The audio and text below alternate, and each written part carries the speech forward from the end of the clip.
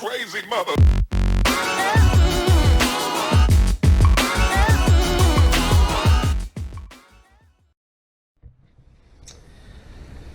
Today I'm going to be installing this Firestone Coil Rite airbags here on the back of this 2004 Toyota Sequoia, and just want to make a quick video about this. Seems like it's going to be a pretty decent install, pretty easy. So these are the tools that I've set out for this job. This is probably the oddest, but you need something to cut the bump stops that are currently in the springs. So I'm going to try this. I've got an electric saw, but if you have a Sawzall or something, that might be easier. So anyways, I got that. Got a knife, gloves, WD-40. I've already sprayed the bolts that I'm going to be cracking loose down with WD-40. You can use PB Blast or whatever. That's a whole other debate. I've got a tape measure. I've got my half drive sockets. I've got my 3/8 drive socket or socket wrenches. This is a breaker bar. And then I've already gone through and looked at all the bolts that I'll be taking out. And you need a 12 millimeter, 14 millimeter, 17 millimeter, and a 19 millimeter. So I'm going to first unbox these coil rites and see what's in the box. It's still completely sealed. I haven't done anything with it except take it out of the box that it was shipped in. So we'll get to that and we'll get going on this project.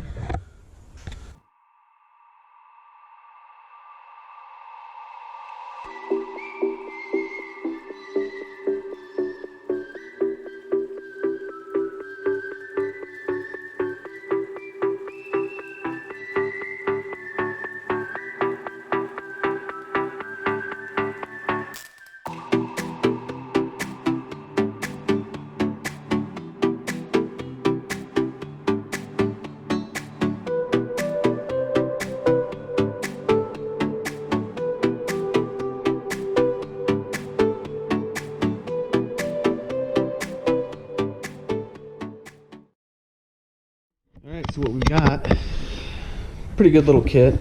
It was all packaged nicely, but got your Schrader Valves. And we got some caps for those, and I noticed these caps that are sent, you'll see they're little, I don't know if the camera's going to focus well, but the ends are open. Well, you can use that end and you can take the valving out of the Schrader, you can actually pull the Schrader valve out of the body with these, so that's kind of cool that you have that. Usually you have to buy a little tool. They're cheap, but still, it's nice to have those built in. So I will probably use those. I got some washers, zip ties. You got the hosing, and then we got the airbags here. And then some instructions, some stickers. So I'm going to go through these really quick. But I mean, it looks pretty straightforward here. Yeah, I'll go through these, and then we'll get started on tearing this thing apart. Alright, so we're now at the rear of the SUV here, so wanted to show what I'm going to go ahead and do here. Okay, so I've got the jack stands, I've got the jack there holding up the diff, but it's not supporting the vehicle. I've got the jack stands for that, and then I've just got the jack supporting the rear diff, because as we're unbolting these, some of these things are under tension, so just wanted to limit that. What I'm going to do here is I'm going to unbolt this bolt here. I'm going to unbolt all the bolts for the brake lines, and then the two lower bolts for the shocks. Once you have all that undone, you want to be careful, of course. You want to make sure nothing's held up. There's, yeah, like I said, there's brake lines and stuff. You just want to be careful and just watch them. But at that point, you should be able to lower the diff, or the whole rear end actually, and then we should be able to just slide the springs out, hopefully. So I'm going to get going on all of that, and we'll see how this goes.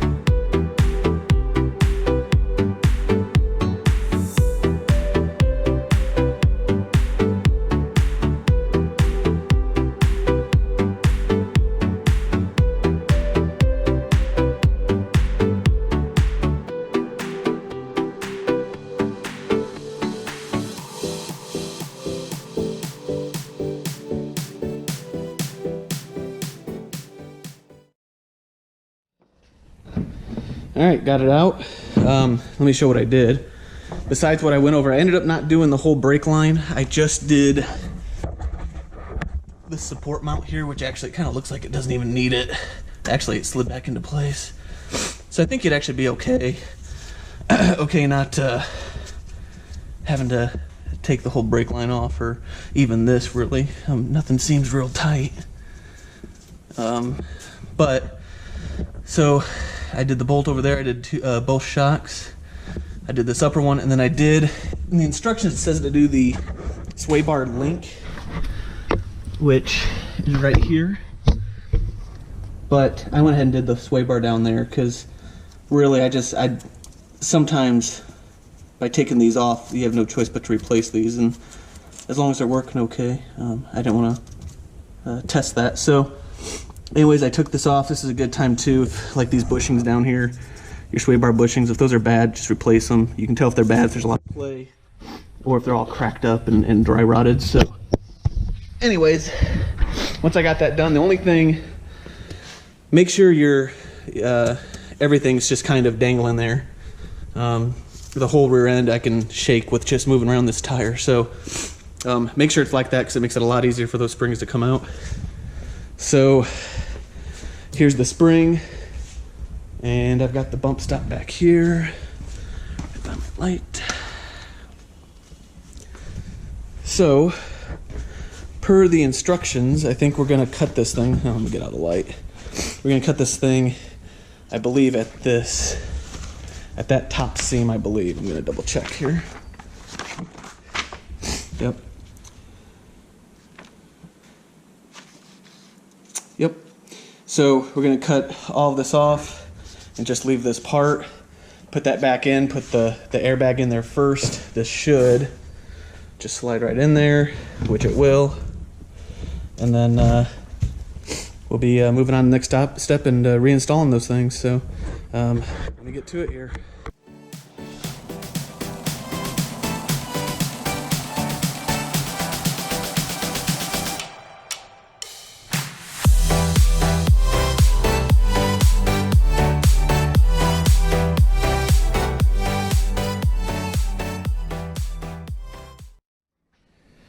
All right, there it is. This is pretty much it. All right, I'm gonna get this back installed. It's pretty much reversed from here. The next step will be installing that Schrader valve, and I'll show where I'm gonna install that. That's gonna be one of those personal choices. I'm gonna put it where I want to put it, but you may want to put it somewhere else. So, anyways, all right, I'll get this thing installed, and I'll get the other side done as well. I'm not gonna show you that because, well, it's the exact same process, and we'll get going on this. All right, well, we're getting there. Got the coils back in, got the airbags in them. I went ahead and ran the line for the most part here. I've already I actually don't even think you have to, if you can see.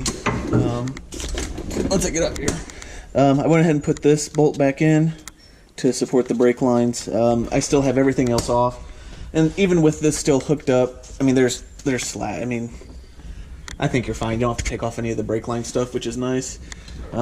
But so I got to put this bar back on. I've got to put the sway bar back on, which is this guy right here just dangling. And then the two lower bolts, I'll lower it down and air these things up. I did start running the lines already. The driver's side's really easy. How I ran the lines, you put it up through the top of the coil. There's a big hole up there. I mean, there's plenty of room for this little plastic line. But then I ran it down right along the frame rail. There's a wire. I zip tied it, and then when I zip tied it, you know, it's tight, but it's not, you know, you don't need to go crazy and, you know, just get crazy to where you might pinch the line or anything. Plus, you might want to adjust it, move it around. But it's tight enough to where I took all the slack out of it, and the bag here is just being held up by that line. So, you know, that works. So I ran it along to here. There's electrical connection, which is for the, I believe, I didn't look very well. Oh no, this must be something for the fuel system for the, probably, what do we got up there? Oh yeah, it's the canister, evap canister and stuff. So that's what these wires are for. But anyways, I ran it right along there, and then back here a little further, I know the lighting's bad, but here's the wiring for the brake lights. So, or not brake lights, but the trailer lights. So I wired it to that, or I zip tied it to that. Again, you know, tight, but not too tight. And then here's the part where this is kind of up to you. Once I stand up here, this is up to you where to put the valves. This is where I decided. I think in the instructions it actually shows them coming out here somewhere, and then I mean, you can mount them anywhere. You don't have to even do it in the bumper if you don't want to. I did see some holes in the, I believe it was in the hitch. No, it's in the frame actually, this rear, or the bumper anyway, the actual bumper support back here. You know, you could mount them that. My thought on this and mounting them in the back like this is that, you know, if I want to check the pressure or something and I'm at a gas station, I don't have to climb on my back or look for these things. They're right there. Now, with that being said, the downside of that is it's not as clean as what it could be. You know, heck, if you wanted to, you can run these inside the cab somewhere if you want to. I just didn't want to do all that. I don't think that's necessarily necessary, but you know, besides it not being clean, you know, you also run the risk of, if you're not lined up when you're lining up your trailer, you know, like this guy, this previous owner did this, but that's why I put them all the way out here and not right by the receiver. So, you know, that's my thought. Yeah, so I'm gonna put, I already did this one, so this one's completely good to go. This one I'm gonna finish up, but I figure I'll put the suspension together first, finish that up, and then run these, which these are actually really simple to, in fact, if I got it up here, which I thought I did, maybe I don't. No, I don't. There, it's over here. We'll get it. In fact, this was spare line, so you cut it to size.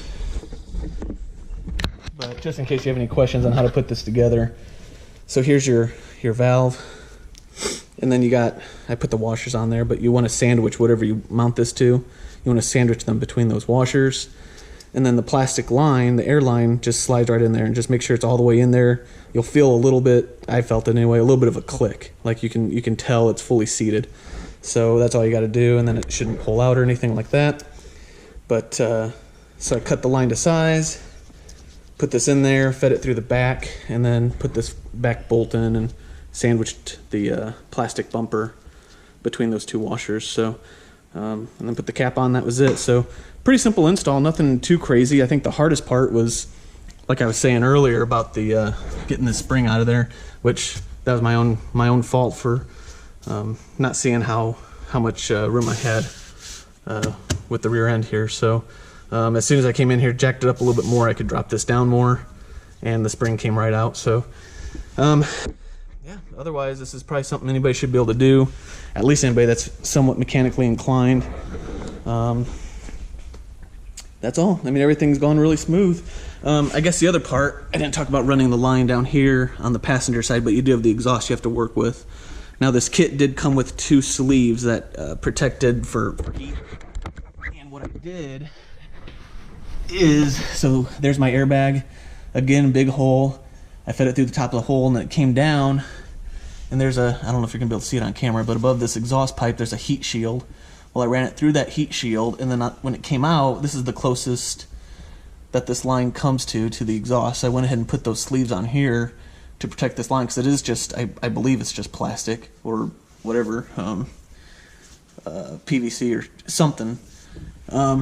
So anyways, I put that on there, and then from there, I turned it towards the center of the car. That way it's staying away from the muffler, and just fed it right out here, so right inside of the outside support of the hitch. So anyways, not too bad. Just make sure you got no kinks. That's the other part about, so at first I was thinking about mounting it to the bottom of the bumper, but really that was going to kink up the hose. You don't want to do that.